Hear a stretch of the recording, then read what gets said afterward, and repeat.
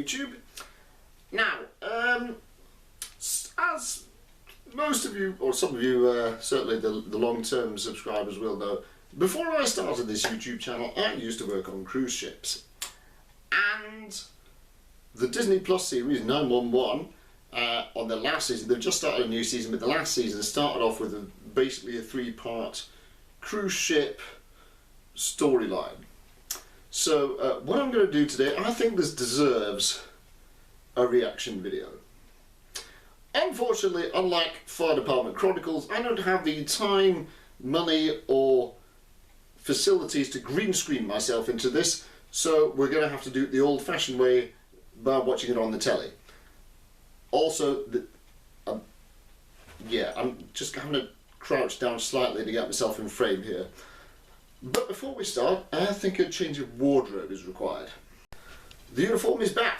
Sorry, beard fans, the beard is not coming back, but let's get into the video. Foreshadowing. Yeah, we're having a little girl sergeant watching the design adventure. Lots of foreshadowing here. Weather Service is warning a tropical storm to the south is gaining strength. All right.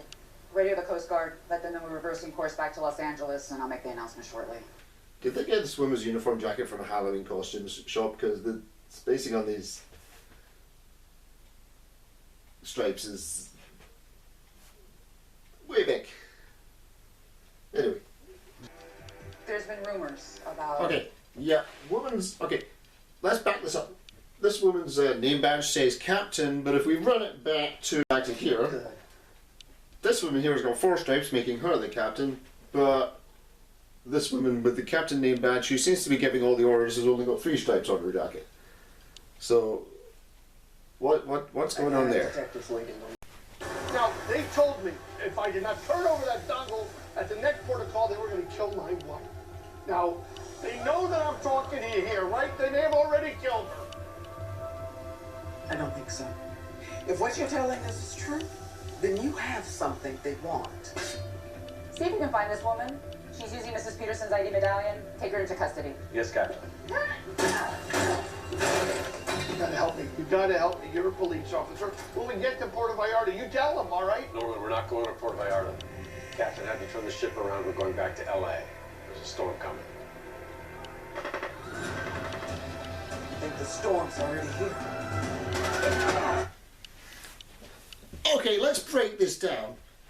Pirates are attacking the ship. Okay, now we've seen, in a matter of seconds, we've gone from speedboats quite far away to the firing guns on the ship. Like, where's the timeline here? You know, if you've watched Captain Phillips, that's actually a really good example of how pirates storm boats. Because, first of all, you're going to see them a long way off. So you've got a matter of a good few minutes to actually, 1, phone home, phone the Coast Guard, phone somebody or radio to get help. 2, turn the ship around. 3, speed up and, you know, fend them off with fire hoses and LRADs. These guys are just like teleported on board somehow. You know, how did they get on? But also watch out for the woman with the axe in the radio room, because that's going to become important later on, because now we have no communications. And just like that, the pirates are off the boat. But wait, there's more. We're operating on this guy on a casino table. Like, get him to the medical, get him to the sick bay. We have a doctor on board.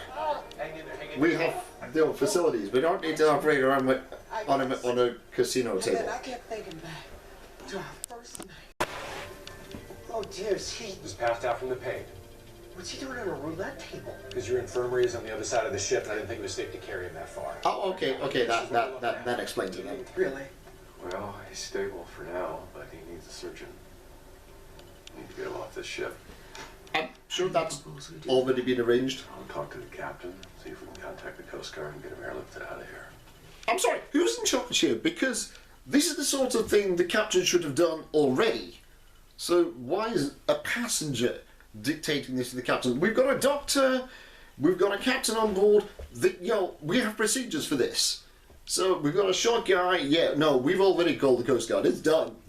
We're heading back to the shore right now and airlifting this guy off. You know,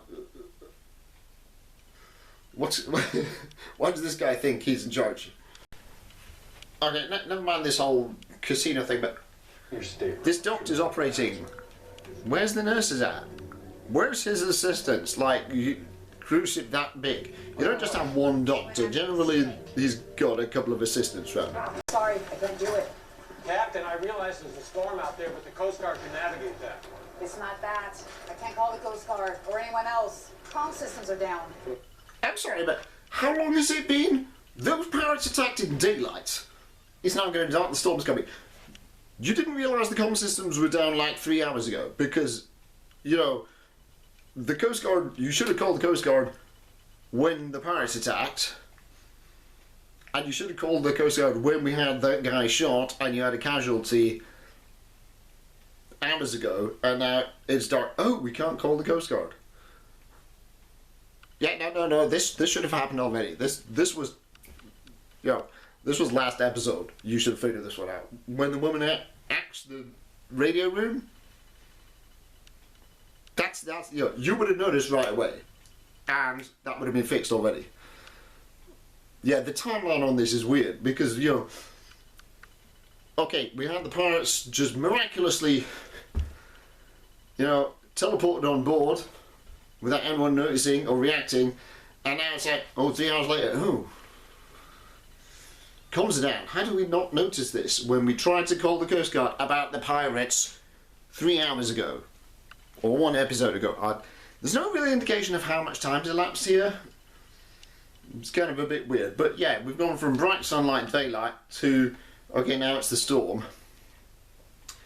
At this point, I mean, let's face it, we should have turned back and headed back to land already, back to Mazatlan, already when the pirates attacked. Straight away. We're not going to hang around here waiting for this storm to come. No, we're getting back to port. A guy's been shot. That's immediately. Turn around, maximum speed, head back to port. The comms are down. We're not waiting 3 hours to discover that the comms is down. That's it. Straight away, send a guy to look. No, send the lecky, send the radio officer, because that's not something you wait and hang around to discover after the pirates have already left. That's something you're going to straight away react to. Or? Sabotage. Pirates smashed everything. They even took out the transponder so we can't even relay our position. Okay, so at least they have investigated. What's the update from engineering? Still working on that repatch. Good lord. Okay, Yeah, they took... so this is a radio room. Okay, first engineer here. Okay. Or second engineer Like possibly. we repaired it. Nearly. And this is a generator room. That's a generator right there. Okay. Any IT expert will tell you that the IT stuff, the radios, the servers, all of that goes in a nice cold air-conditioned room to keep the electronics cool. That is generally not in your emergency generator room.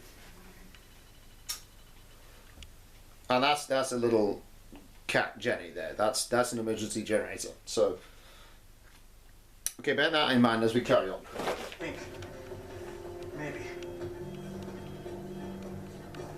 If it all doesn't come crashing down during the manual reboot, you should be able to call anyone you want. One more thing. Okay, so that radio is down, but we still have EPIRBs that we could just activate, and somebody in a control room somewhere will know that we're in distress. Just gonna point that out there. Why do you have zip ties? Because they wouldn't let me bring my cuffs on the boat. Okay, but they have a security officer on the boat who can take him into custody. Stop trying to do other people's jobs here, Athena.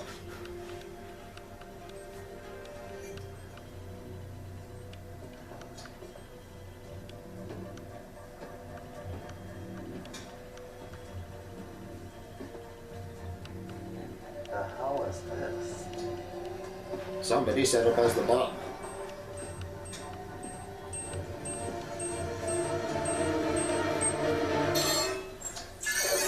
let me just back that up right away. Hold up. Let me just.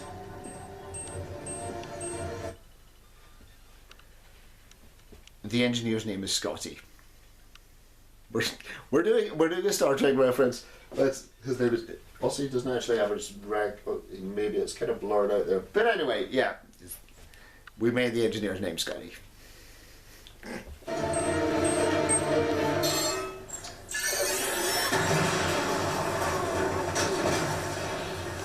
Okay. Now, this guy's in the radio room, which somehow is also the emergency generator room, which should be at the top of the ship, near the bridge, where you keep your radio equipment. That explosion was, hi Scotty again.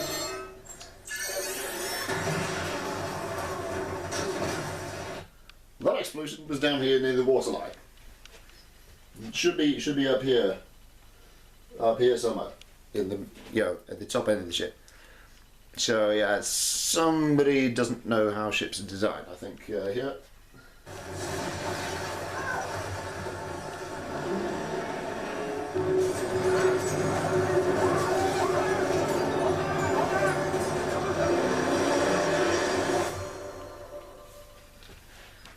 Yeah, we're doing the design adventure, aren't we? Yes. Yeah, it really is. This is Captain Ochoa, do you copy? Captain, thank God. Listen to me. The pirates have hobbled the boat. There's a bomb rigged to the comm server. Okay, I'm sure he knows that because he heard the explosion and he's called the General Master already. Buster's been called. Good. It's time to abandon ship. The strange thing is, like, why has... Okay, Athena's just come down with the cruise director and they're the first people on scene. Like, surely an explosion's happened. The first thing you're going to do is send in a fire team. Straight away, fire team, damage control.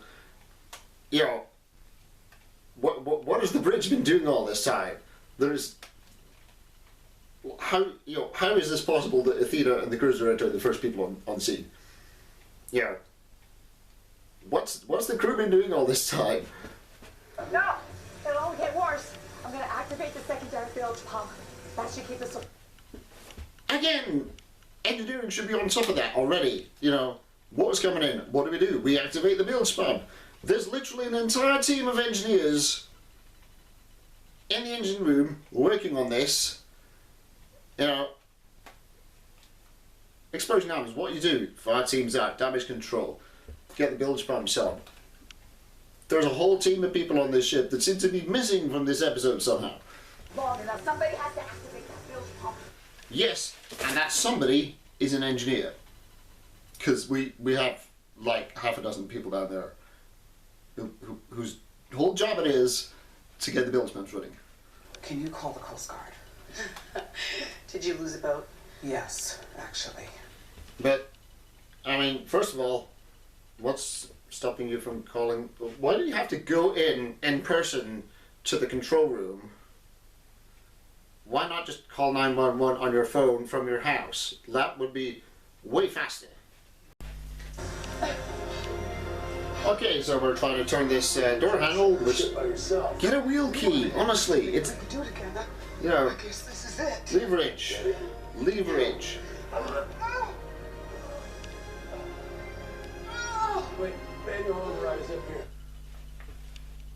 No, the manual override is the big wheel you're turning. That's manual. What you've got up there is some kind of powered override? What's going on here? What was that? Was it locked? Did you have a magnetic lock on that? This door does not make sense at all. It's just turn wheel. That's it. That's your manual. What was that button? I don't understand what that was there.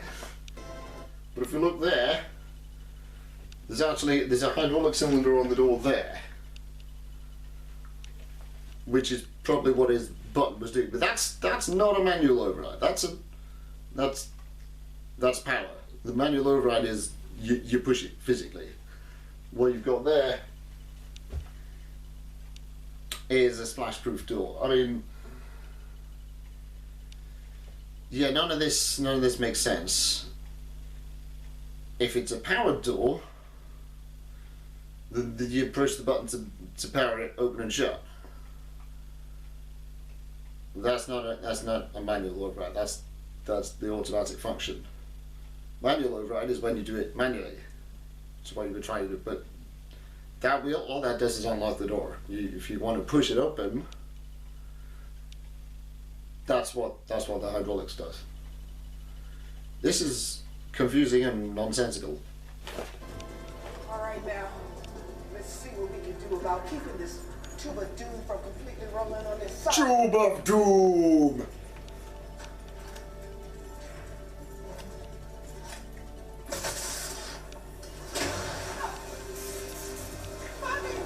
Because of course there's sparking electrics because, you know, some sort of disaster thing. I don't know. Oh, the door's closed on them when the power is applied? How is that even connected to the pump?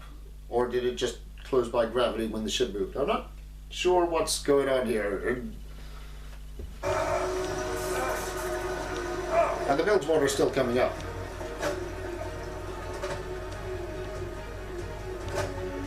What is this supposed to do, this big red lever? The hell's taking you two so long? Cruise director, ex-mechanic. Come on. No, but I think that we should consider deploying resources to help look for them. But we're not the Coast Guard. The Coast Guard. This police captain would be great at cinema sins. My first mate Kenneth is on the bridge. He's trying to send a distress call. The comms are back up. Not exactly.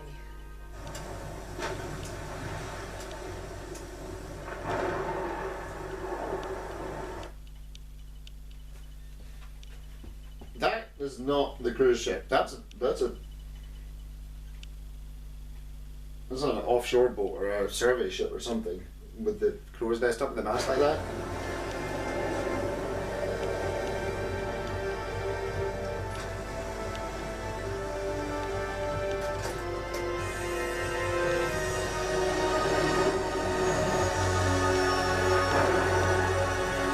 Oh, and now we're doing design. Waves coming! Everybody brace yourself!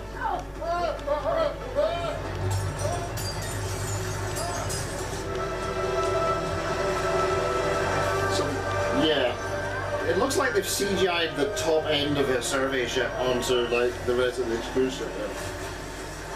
Like, crap it.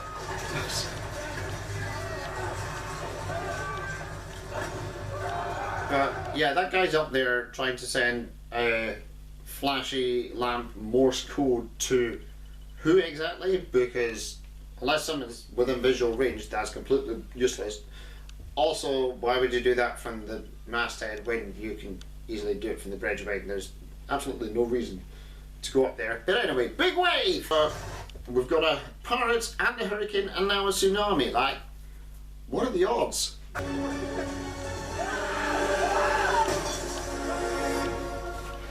Of course, they had to recreate that iconic scene from the Poseidon Adventure, except he didn't crash through the glass, he just splattered onto it because it wouldn't break that easily.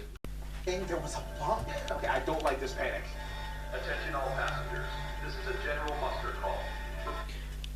Can I just point something out here? Okay, the general muster call, what's going on there is just an alarm like meh, meh, meh, meh, meh. The general muster call on a ship is 7 or more short blasts followed by 1 long blast on the horn and sirens.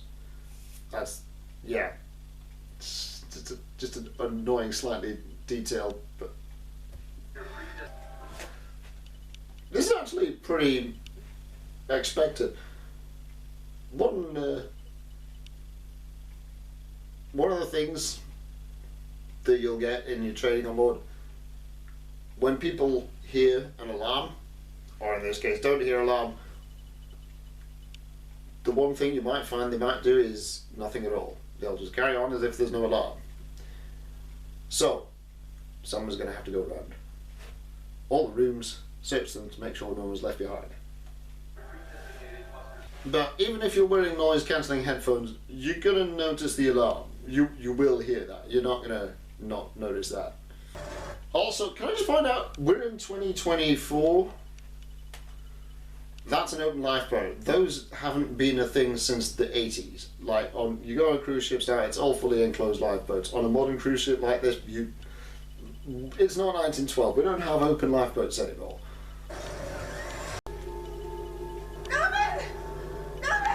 He's not dead. Whoever screwed this casino table to the deck really did a good job. Good work, that man. Dead men don't bleed. Okay, dead men don't bleed, but he still has blood in him, which is gonna just come out of there by gravity. Bearing in mind he's, strapped to what's now the ceiling. Way out. There's a way out. The hole that those pirates made in the side of the boat, it's above water right now. This is a better plan than the escape route they used in the Poseidon remake, which I did the reaction video to before. Stay out. Pressure door. Must have triggered when we capsized. Okay, pressure door isn't a thing. This is going back to the Poseidon adventure again. What you have there is probably a watertight door, and it would have been triggered when the bomb went off.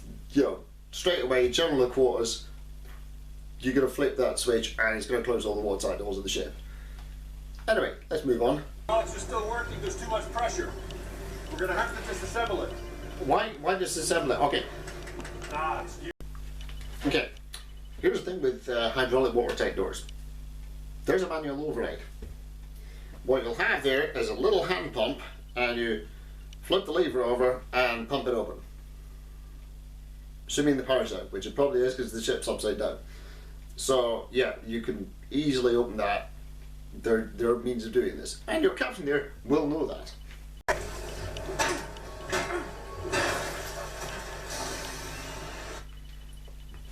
Your two things there, that hydraulic oil looks awfully watery. The second thing is, it wouldn't just spring open like that. You're still going to have to push that open.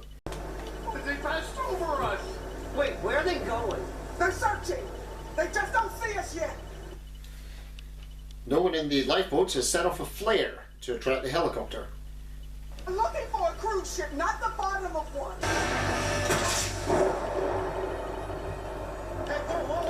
Oh, thank goodness one of the main characters had a flare. This is LAFD Search and Rescue 1701 on an open emergency line. We have located the Oceanus Blue cruise ship Uno in severe distress. Dispatch all available rescue units to our location immediately. Over. Okay, but what's your location? You need to get latitude and longitude. You can't just say our location like people on the end of the radio are going to know that. This morning, shortly before dawn, commercial lifeboats. Oh look, this is that the supply boat that they used for the top of the mast on the cruise ship earlier? That's what that looks like. It's the exact one. Out and off the coast of Baja, California. Launched from the Oceanus Blue cruise ship, the Uno, after a catastrophic event disabled the vessel, leaving it directly in the path of Hurricane Ethel. The cruise ship capsized, and at 6:18 a.m. Pacific time, it sank. The United States Coast Guard, in cooperation with Mexican Maritime Search and Rescue, have been working tirelessly to retrieve all lifeboats still at sea. Isn't a maritime rescue by LAFD in foreign waters a little unusual? Yes. Yes. But not unprecedented. Yes, it is. We go where we're needed. And they all lived happily ever after. Everyone's rescued, everyone's safe. Hooray. So, guess that's it for the end of this video. There's a lot of mistakes in that. But anyway, that's it from me, I think, for this video. If you enjoyed this, if you haven't checked it out already, check out my Poseidon video, which I'm going to stick up somewhere here probably, and like, subscribe to all the usual YouTube things, and we'll see you next time. Bye for now.